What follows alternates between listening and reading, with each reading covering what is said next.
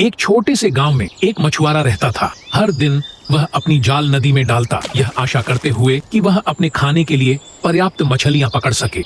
एक सुबह जब उसने अपना जाल खींचा तो वह चौंक गया। जाल में एक चमचमाती हुई सोने की मछली फंसी हुई थी। उसने मछली को पकड़ा। वह धीमी और विनम्र आवाज में बोली, ओ दयालु मछुआरे, कृपया मुझे छोड़ दो। अगर तुम मुझे जाने दोगे तो मैं तुम्हें बड़ा धन दूंगी। मछुआरा हैरान रह गया। उसने पहले कभी किसी मछली को बोलते नहीं सुना था, लेकिन उसकी लालच जाग उठी। उसने सोचा, यह मछली जरूर कोई चमत्कारी जीव है। अगर मैं इसे खा लूं तो शायद मैं खुद शक्तिशाली या बहुत अमीर बन जाऊं। उस रात मछुआरे ने एक विशेष पकवान तैयार किया। जैसे ही उसने पहला निवाला खाया, उसके शरीर में गर्माहट फैल गई। उसे लगा कि उसने सही निर्णय लिया। फिर वो भोजन करके आनंद के नित सो गया। जैसे रात गहरी हुई, एक अजीब सा सपना उसके सामने प्रकट हुआ और कहने लगी, हे मछुआरे, तुमने एक भयानक गलती कर दी है। तुमने मेरी विनती को ठुकरा दिया और अब नदी तुम्हें कभी नहीं भूलेगी। जिस पानी ने तुम्हें जीवन दिया वही अब तुम्हें वापस ले जाएगा। अगली सुबह जब मछुआरा उठा और मछली पकड़ने के लिए नदी में चल पड़ा, जैसे ही वह नदी में गया तो उसे अजीब सा महसूस हुआ। उसने देखा कि उसके हाथों पर सोने जैसी चमकदार मछली की चमड़ी उग आई है। डर के मारे वह दौड़ा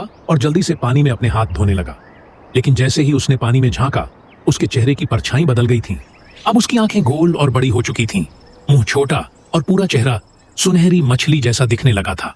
उसकी टांगें आपस में जुड़कर एक मछली की पूंछ में बदल गईं। अपनी आखिरी सांस लेते हुए उसने एक जोरदार छलांग लगाई और नदी में समा गया।